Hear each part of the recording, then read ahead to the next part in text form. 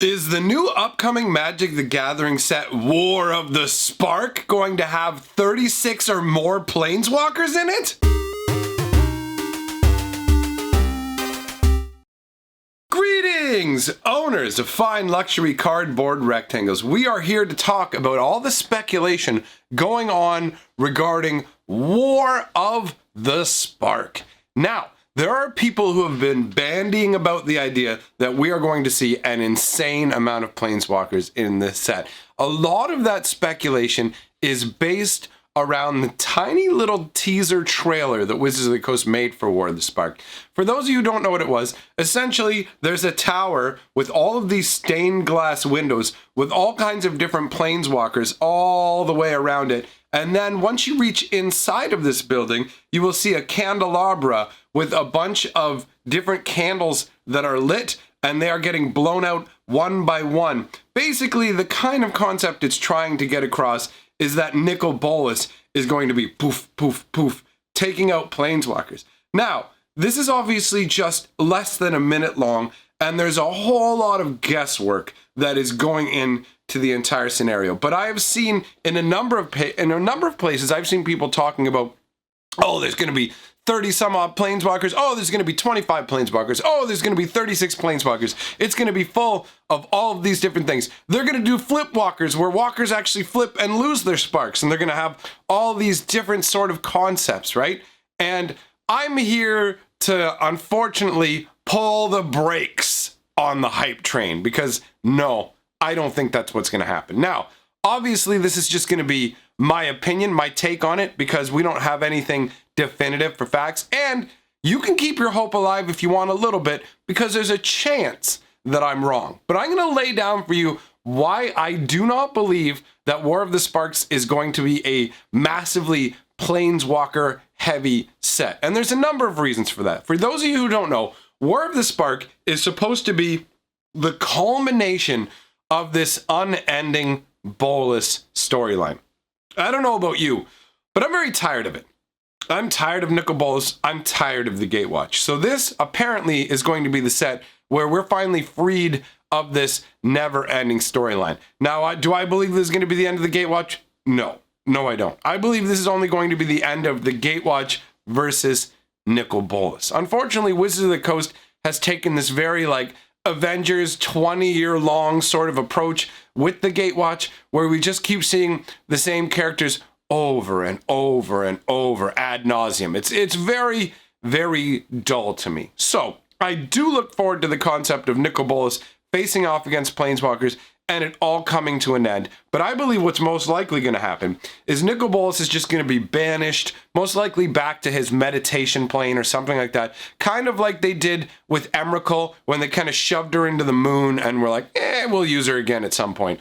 It feels to me like Bolas is going to end up being reused. I don't think this is going to end up in the destruction of Nicol Bolas. And I really don't believe this is going to end up in the destruction of any of the other Planeswalkers. Out of the War of the Sparks, there's only one Planeswalker I could end up seeing really being destroyed, and that's Nicol Bolas. And given that Wizards of the Coast no longer does storylines that have any genuine stakes, and by that I mean, all the Planeswalkers involved are still going to be there at the end of the day. We never, Nicol Bolas faced off against the Gatewatch on Amonkhet, where it could have been a lot more interesting. But even with the defeat spells that Bolas had designed against every Planeswalker, he still really couldn't end up destroying any of them. It's just, everybody has to serve Bolas now. Instead of destroying Planeswalkers, Bolas is like, I'm in control of all of the Planeswalkers.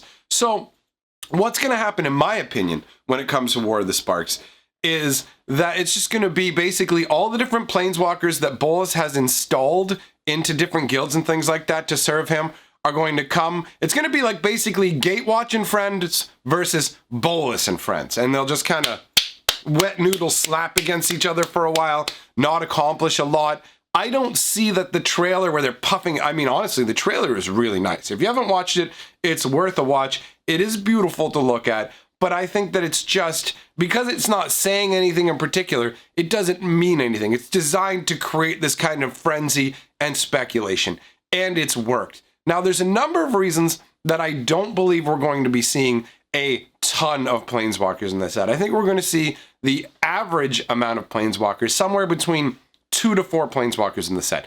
That is my estimation currently. Now, one thing you have to bear in mind is all the planeswalkers that are shown in stained glass all around the outside of the building in the trailer are all just essentially run through a filter. I'm pretty sure Wizards of the Coast even confirmed this, where it's run through a filter that just takes pre-existent planeswalker art and puts it on a like kind of stained glass window effect, which admittedly I'm a huge fan of. I absolutely love stained glass. So this treatment of the walkers is really cool. But if we were dealing with a whole bunch of different planeswalkers like that, it would make more sense for them to be showing us a whole bunch of different planeswalker artwork as well, right? We would see that reflected in the building. So you've got the fact that they're just using pre-existent art because it's easy to pull it in and put it around the building, and it would kind of fuel this speculation.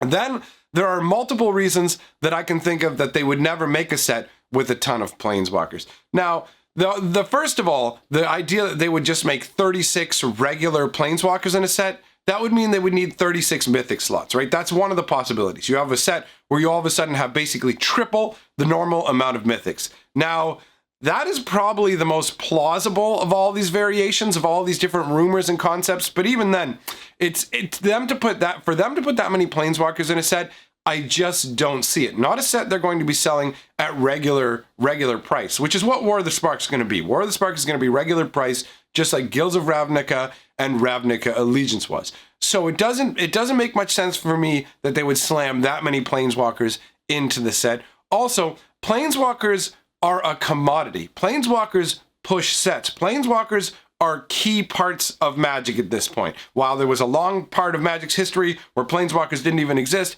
at this point, planeswalkers are now pretty much intrinsic to Magic the Gathering. They are a very front-facing, sort of almost mascot-esque, especially when you think about somebody like Jace Beleren. Jace Beleren, if you didn't know, the Wizards of the Coast has a proprietary font that they print their cards with, and it's actually named after Jace. The font is called Beleren. So they've gone very much like Jace's Sonic the Hedgehog. If Wizards of the Coast was Sega, Jace would be Sonic the Hedgehog, which is why you just keep seeing him getting shoved down our throat everywhere. Even when we're done with the Gatewatch, they bring Jace to Ixalan because they just can't help themselves. The first signature spellbook is Jace. When you turn around and look at the core set, what do they do with Planeswalkers deck? And not just with the core set, but with every set, really. Planeswalkers decks, right? These are your, here you go, get into the game. First thing you're going to do is own a foil Planeswalker. It's the card that they put on the front of the box to move it. Check it out. Get yourself a foil Planeswalker. So they have a certain level of prestige, and the Planeswalkers weigh heavily in people's minds. They loom large, which is part of the reason we're seeing so many of these rumors, right? So the concept of them taking Planeswalkers and making them lose their spark, it's basically downgrading a bunch of their all-stars. Now, considering how much they try to reuse assets over at Wizards of the Coast, going back to the same worlds, using the same characters and things like that, I can't see them downgrading a bunch of characters. Another option is that we would have uncommon or common planeswalkers.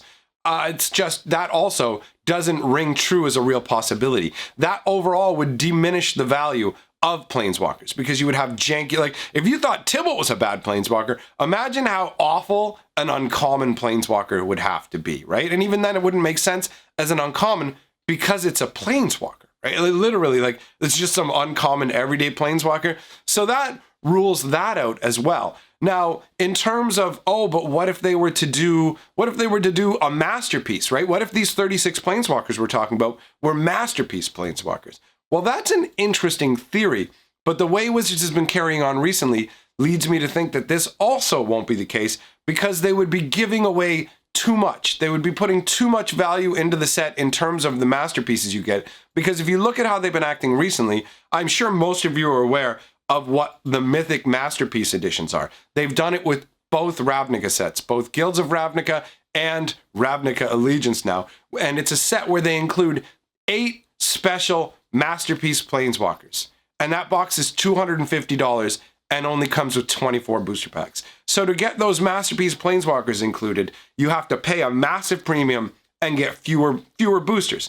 Now, if they go ahead and do a Masterpiece edition of Planeswalkers for War of the Spark, they completely undercut their ability to do these Mythic editions, right? If you can get all these Planeswalkers in a really stunning Masterpiece setup from War of the Spark, then what are they going to use to push those mythic boxes. Clearly, when it comes to the mythic boxes, Wizards of the Coast is invested. They've got a new website set up, like Hasbro has a new website set up or is being set up called The Pulse, right? And that's where they're going to be selling direct to consumers. So instead of through the eBay store, instead of through the instead of through the Hasbro toy shop, which are the two ways these mythic boxes were sold before, we're going to be looking at them wanting to push more product through their big like Pulse organization. So for the foreseeable future, how I see it is Wizards of the Coast will continue to do these mythic masterpiece editions where you can buy them. You will get 8 Planeswalkers, 2 of which are ones from the current set and 6 are older Planeswalkers. Now, if you think about that, if they were to go ahead and do 36 compared to 8, right? That's more than 4 times the amount of Planeswalkers that they include in a mythic masterpiece box. So for me, that again says the likelihood of them doing that is just pretty much zero. It doesn't make sense from a standpoint of Wizards of the Coast is looking to put just enough into a set to get you to buy it without putting too much in it, which is why when you see them reprint fetch lands or things like that, they'll only ever reprint half of the fetch lands. You never see all 10 fetch lands being shoved into, like Khans of Tarkir didn't have all 10 fetch lands. They just don't operate that way. So when it comes to printing high value cards, Wizards of the Coast takes a spread it around philosophy, and that's how they operate. So to me, they would be throwing away massive potential and undercutting their newest offering, the Mythic boxes, which they make a crazy amount of money on. They basically cost double what a regular box does, have 2/3 the booster packs, and they just have to print 8 extra cards in it. That's it. They just have to include 8 extra cards to be able to remove 1/3 of the box and charge double the price.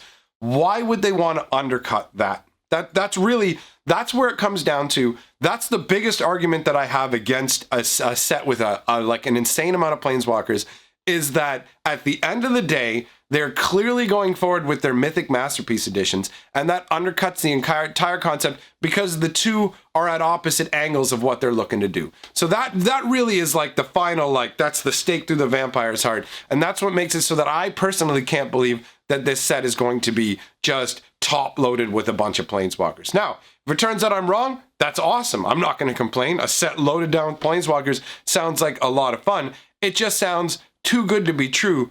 And if you've been alive for any real amount of time, you know that too good to be true pretty much always turns out to be not true, right? So let me know what you guys think, and we're going to check in with the 6 color of Magic. Let's see, what do we have here? Oh, our good friend Muldrotha. And we got all our little goodies here. Look at all of that. Keep you little guys over here. That's not worth much. Oh, it's kind of neat. Gotta be something in here. Maybe somewhere. I don't know. It's kind of... Oh, that's interesting, but... Oh? What is... Ah! Hello, friend. Now, let's see what we can do with you. We're not going to need that anymore. Oh! Extra protection. Now, girlie, you're going out on the town. Oh, look at that. Beautiful. Isn't that just wonderful? Oh. What do we have here, though? Oh. Oh, hello, friends. Oh?